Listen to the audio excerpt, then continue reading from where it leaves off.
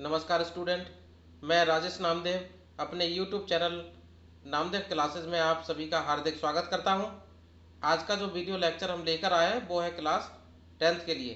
Class 10th के student अपनी pen और कॉपी लेकर तैयार हो जाइए, क्योंकि आज हम करने वाले हैं ट्रिग्नोमेट्री, जो कि चैप्टर नंबर आपका 8, उसका सॉल्यूशन हम स्टार्ट कर रहे हैं आज से। तो स्टार्ट करने से पहले सभी से मैं आग्रह करूँगा, हमारे चैनल को ज़्यादा से ज़्यादा आप लाइक करिए, सब्सक्राइब करिए और इसी प्रकार हमारा हौसला बढ़ाते रहिए। तो मैं स्टार्ट करता हूँ chapter number 8 trigonometry exercise 8.1। Question number 1। Question जो है इसमें लिखा हुआ है, in triangle A B C right angle at B A B equal to 24 centimetre, B C equal to 7 centimetre, determine sine A cos ए।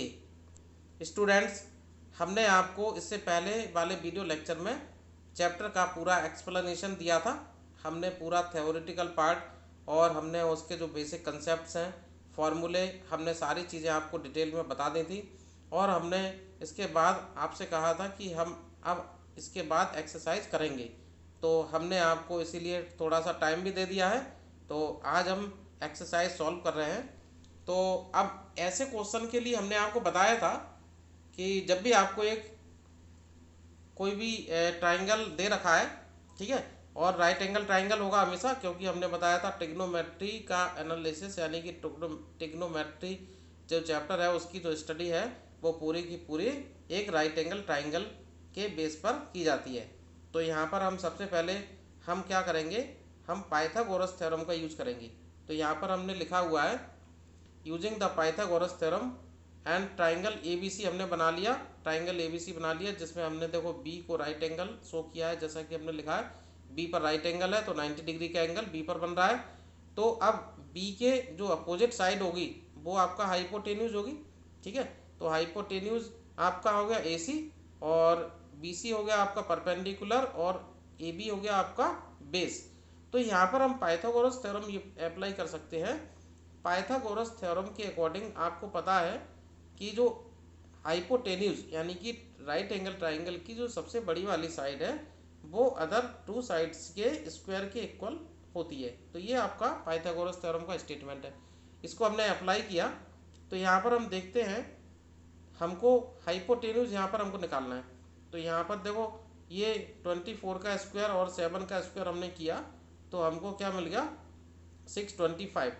625 का जो स्क्वायर रूट आएगा वो आ जाएगा 25 सेंटीमीटर। तो इस प्रकार हम देख सकते हैं यहाँ पर जो हाइपोटेन्यूज है आपका वो 25 सेंटीमीटर आ गया।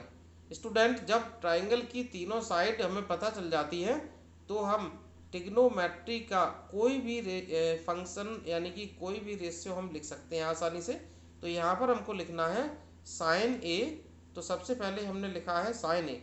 अब साइन होता क्या है, तो साइन का मैं बता देता हूँ आपको। हमने जब लिखा हुआ था तो हमने फॉर्मूले के फॉर्म में इसको नोट कर लिया था, हमने याद करने के लिए भी बोला था। साइन की जो वैल्यू होती है, साइन फंक्शन होता है आपका परपेंडिकुलर अपॉन हाइपोटेन्यूज। तो यहाँ पर हमने लिखा हुआ है side opposite to angle A यानी कि परपेंडिकुलर अपॉन हाइपोटेन्यूज। तो ये हो गया आपका B C upon A C. तो बी सी अपॉन ए सी हमने किया तो हमको आंसर मिल गया 7/25। This is the value of sine A. Okay, अब हम फाइंड करेंगे कॉज ए। तो कॉज होता क्या है, बेस अपॉन हाइपोटेन्यूज। तो यहाँ पर हमने लिखा हुआ है, देखो, cos A equal to side adjacent to angle A upon hypotenuse. तो यहाँ पर आ गया ए बी अपॉन ए सी। इस प्रकार से यहाँ पर आ गया कॉज की value 24/25। This is the final answer. तो स्टूडेंट, इस प्रकार का कोई भी क्वेश्चन अगर आता है तो आप आसानी से कर सकते हैं। केवल क्वेश्चन में होगा क्या, बस वो वैल्यू चेंज कर सकते हैं, बाकी का जो प्रोसीजर होगा वो सेम होगा। यानी कि सबसे पहले आपको पाइथागोरस थ्योरम का अप्लाई कर देना है। ओके, नेक्स्ट क्वेश्चन, अगला क्वेश्चन हमारे सामने है। अब इसमें लिखा हुआ है इन फिगर 8.13, यानी कि जो फिगर दे रखा है, ठीक है, बुक में मेंशन किया 8.13 तो हमने लिख दिया है, find tan p minus cot r। अब यहाँ पर क्वेश्चन में हमसे पूछा गया है tan p minus cot r। यानी कि दो फंक्शन ट्रिग्नोमेट्रिक फंक्शन है उनका डिफरेंस हमको फाइंड करना है। तो सबसे पहला काम हमारा होगा, जो ट्राइंगल हमको दे रखा है तो हम उसमें पाइथागोरस थ्योरम अप्लाई करेंगे और थर्ड साइड जो हमें पता नहीं है उसको हम फाइंड कर लेंगे। ओके, तो यहाँ पर हम देख सकते हैं हमने सबसे पहले पाइथागोरस थ्योरम का यूज़ किया। तो according to triangle P Q R जो दे रखा है तो उसके अकॉर्डिंग हम लिख सकते हैं पाइथागोरस थ्योरम का स्टेटमेंट हमें पता है, जो हाइपोटेन्यूज यानी कि सबसे बड़ी साइड है ट्राइंगल की उसका स्क्वायर अदर टू साइड के स्क्वायर के सम के इक्वल होता है। तो ऐसा हमने किया, इससे हमको मिलेगा थर्ड साइड की वैल्यू मिल जाएगी। तो यहाँ पर देखो Q R square equal to 25, ठीक है। इस प्रकार क्यू आर की जो वैल्यू है वो 5 सेंटीमीटर आ जाती है। तो क्यू आर की वैल्यू हमारे पास आ चुकी है, यानी कि ट्राइंगल की तीनों साइड्स हमारे पास, ठीक है, हैं। अब हम कोई भी फंक्शन को, कोई भी ट्रिग्नोमेट्रिक रेशियो को आसानी से लिख सकते हैं। तो हमको यहाँ पर लिखना है सबसे पहले ten of P, ten P. तो टेन पी की वैल्यू हम लिख रहे हैं, टेन पी की वैल्यू, टेन होता क्या है, टेन होता है परपेंडिकुलर अपॉन बेस। ओके, तो यहाँ पर हमने लिखा है side opposite to angle P and upon side adjacent to angle P. तो परपेंडिकुलर अपॉन बेस, परपेंडिकुलर क्या है आपका क्यू आर, ओके, और बेस क्या है P Q. Okay, perpendicular student आप ऐसे भी बता सकते हैं, जो एंगल हम लेते हैं, ठीक है, उस एंगल के अपोजिट साइड परपेंडिकुलर होती है, हमेशा ध्यान रखना। तो इस प्रकार मान लीजिए हमारे पास एक ट्राइंगल है, ओके, अगर हमको ये एंगल फाइंड करना है, जब इस एंगल के अकॉर्डिंग हम रेशियो लिख रहे हैं तो इसके सामने वाली जो साइड है हमेशा ये परपेंडिकुलर होगी। ओके, ये आपका बेस होगा और ये आपका हाइपोटेन्यूज होगा, ठीक है। अगर मान लीजिए एंगल चेंज होता है तो उसके अकॉर्डिंग आपका परपेंडिकुलर और बेस भी चेंज हो जाता है। तो इस प्रकार से टेन पी की value Q R upon P Q, और ये आपका आ गया 5/12। ओके, अब हमको फाइंड करना है कॉट ऑफ आर। अब देखिए उसने क्या किया है, यहाँ पर चेंज कर दिया है। अभी पोजीशन हमारी थी इस तरह से, ये पी क्यू आर था, ठीक है, हमने टेन ऑफ पी, तो टेन ऑफ पी भाई ये वाला एंगल हमने फाइंड किया, इसके अकॉर्डिंग ये परपेंडिकुलर था, ठीक है, ये वाली साइड परपेंडिकुलर थी और ये बेस थी। अब हमें फाइंड करना है यहाँ पर कॉट ऑफ आर। तो कॉट आर के केसेस में होगा क्या, यहाँ पर जैसे ट्राइंगल हमको दिख रहा है, ये हमारा पी है और एक क्यू है, ये आर है। हमको फाइंड करना है ये इस एंगल के अकॉर्डिंग। तो ये आपका परपेंडिकुलर हो गया, ये परपेंडिकुलर होगा यहाँ पर, ठीक है, और ये आपका बेस होगा और ये आपका हाइपोटेन्यूज होगा। तो इसके अकॉर्डिंग हमने कॉट आर की वैल्यू भी निकाल ली है। कॉट आर की वैल्यू आपकी है Q R upon P Q, यानी कि 5/12। ओके, अब आपको दोनों का डिफरेंस आपको फाइंड करना है। तो डिफरेंस फाइंड कर लीजिए। तो tan P minus cot R आपने कर दिया। तो देखो यहाँ पर क्या हुआ, दोनों की जो वैल्यू है वो आपकी माइनस करने के बाद फाइनल जो हमारा आंसर है वो क्या आ गया, 0 आ रहा है, क्योंकि दोनों की वैल्यू सेम आ रही थी। तो इस प्रकार आंसर हमारे पास आ गया 0। ओके, अगला क्वेश्चन। तो अगला क्वेश्चन जो है उसमें लिखा हुआ है if sine A equal to 3/4, यानी कि साइन, आपको एक फंक्शन दिया ट्रिग्नोमेट्रिक फंक्शन साइन ए 3/4 इसकी वैल्यू दी है। अब आपसे पूछा है calculate cos A and tan ए।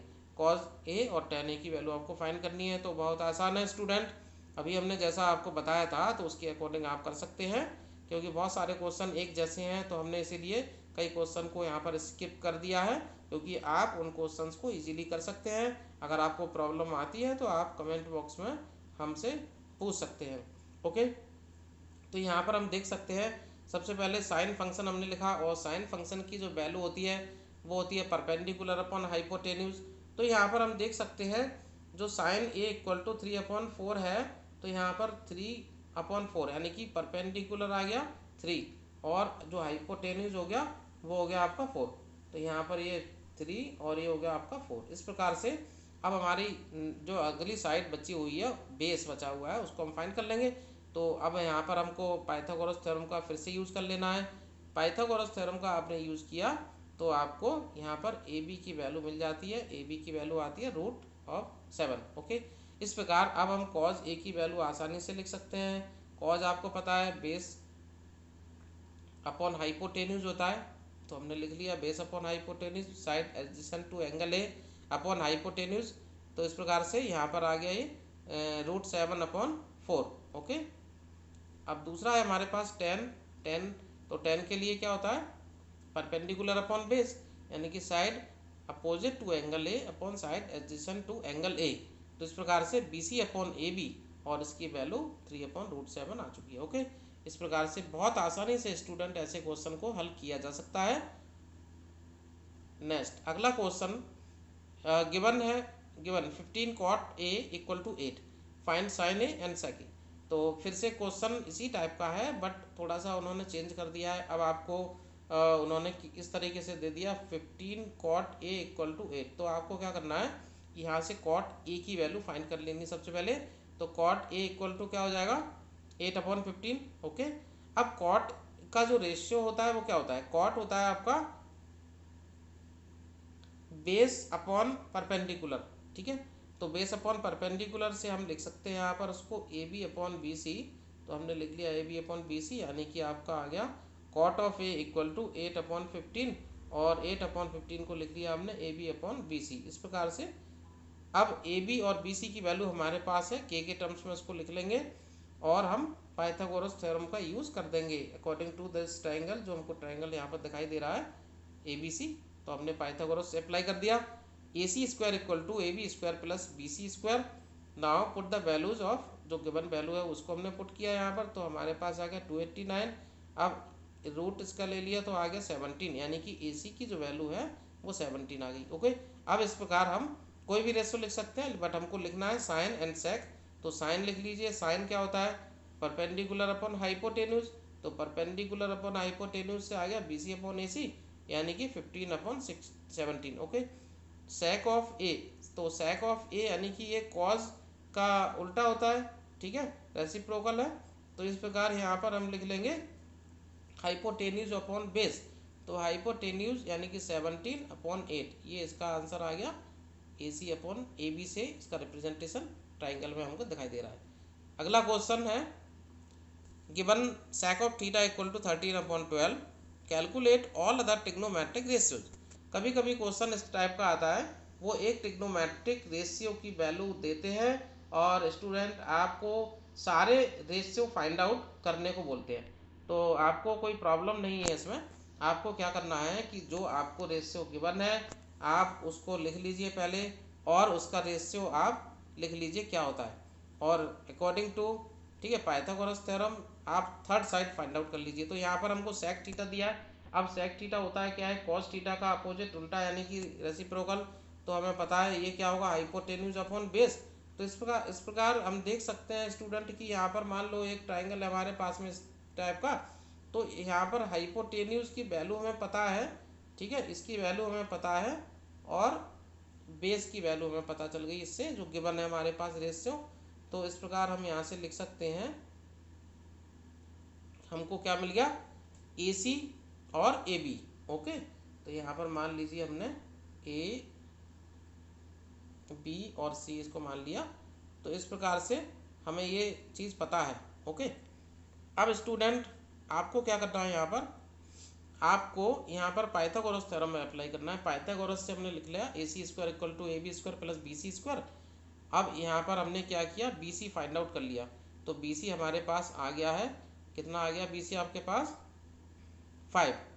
अब साइन थीटा की वैल्यू हमें लिखनी है। तो साइन थीटा हमें पता है परपेंडिकुलर हाइपोटेन्यूज होता है, तो ये आ गया आपका, ठीक है, 5/13। दूसरा कॉस थीटा जो होता है आपका, कॉस थीटा क्या होता है, बेस अपॉन हाइपोटेन्यूज, तो ये आ गया 12/13। Tan theta perpendicular upon base होता है, कॉट 10 का उल्टा होता है तो उल्टा कर दीजिए, और कॉसेक थीटा साइन का उल्टा है, तो साइन की वैल्यू 5/13 थी, इसकी 13/5। तो बहुत आसानी से हम सारे फंक्शन ट्रिग्नोमेट्रिक रेशियो को फाइंड आउट कर सकते हैं। नेक्स्ट अगला क्वेश्चन हमारे सामने, इफ कॉट ऑफ थीटा = 7/8। कभी कभी ऐसा क्वेश्चन आता है, देखो कॉट थीटा की वैल्यू दी है और इवेल्युएट कहते हैं, इवेल्युएट करिए। तो इस प्रकार से कोई भी प्रॉब्लम वो डिजाइन करके दे सकते हैं। यहाँ पर हमको दिया है 1 + sin थीटा, दूसरा ब्रैकेट है इनटू में 1 - sin थीटा, और उसके अपॉन में है 1 + cos theta into 1 - cos theta. तो स्टूडेंट सबसे पहला काम हमें वही करना है, हमें सबसे पहले राइट एंगल ट्राइंगल हमें बनाना है। राइट एंगल ट्राइंगल बनाने के बाद राइट एंगल ट्राइंगल बनाने के बाद आपको क्या करना है, यहाँ पर थर्ड जो साइड है उसको फाइंड आउट करना है। तो हमने राइट एंगल ट्राइंगल बनाया और सबसे पहले हमने लिखा यहाँ पर कॉट ऑफ थीटा होता क्या है। कॉट ऑफ थीटा आपका होता है बेस अपॉन परपेंडिकुलर। तो यहाँ से हमने लिख लिया है B C upon A B, तो ये 7/8 आ चुका है। अब आपको यहाँ पर पाइथागोरस थ्योरम अप्लाई करनी है। तो A C square equal to आपका A B square plus B C square लिख लिया आपने। यहाँ पर वैल्यूज पुट कर दी, तो यहाँ पर ए सी की जो वैल्यू है √113, ठीक है, ये आपका आ चुका है। ओके, अब आपको स्टूडेंट कॉस थीटा की वैल्यू और साइन थीटा की वैल्यू लिखनी है। तो साइन थीटा की वैल्यू लिखी हमने perpendicular hypotenuse A B upon A C B C upon A B upon A C, तो इससे हमको 8/113 रूट में मिल गया। और कॉस थीटा की वैल्यू हमने लिखी बी सी अपॉन ए सी यानी कि बेस अपॉन हाइपोटेन्यूज, तो ये मिल गया आपको 7/√113। इस प्रकार से अब आपको क्या करना है, ये दोनों ब्रैकेट का मल्टीप्लाई क्या होगा, ए प्लस बी इंटू ए माइनस बी हम जानते हैं। तो क्या हो जाएगा ए स्क्वायर माइनस बी स्क्वायर, इसका मतलब हो गया ये न्यूमरेटर में 1 माइनस साइन स्क्वायर थीटा और डिनोमिनेटर में आपका हो गया 1 minus cos square theta. Okay, identity का यूज कर लिया आपने, इससे ये आसान हो गया। अब आपको यहाँ पर साइन थीटा की वैल्यू और कॉस थीटा की वैल्यू पुट कर देनी है। तो यहाँ पर साइन स्क्वायर करना है और कॉस स्क्वायर करना है। तो यहाँ पर देखो रूट वाली वैल्यू है, बिना विदाउट रूट में आ गई है क्योंकि स्क्वायर हो गया। इस प्रकार से इसको सिंप्लीफाई किया एलसीएम लेकर, तो ये आपका यहाँ पर फाइनल आंसर आपका आ चुका है 49/64। Okay, this is the final answer. Student, आज की जो क्लास है वो यहीं पर समाप्त करते हैं। अगली क्लास में हम नेक्स्ट एक्सरसाइज इसकी चैप्टर नंबर 8 की 8.2 लेकर आएंगे। तब तक हमें आज्ञा दीजिए और हमारे चैनल को ज़्यादा से ज़्यादा सब्सक्राइब और लाइक करते रहिए। इसी प्रकार हम आपके सामने जो क्लासेस हैं, आपके एक्सप्लेनेशन, जो नोट्स हैं, वो सारी चीज़ें हम आपको प्रोवाइड करते रहेंगे। आपके साथ हमेशा हम हैं, आपको किसी भी तरह की कोई प्रॉब्लम हम नहीं होने देंगे। जय हिंद, जय भारत।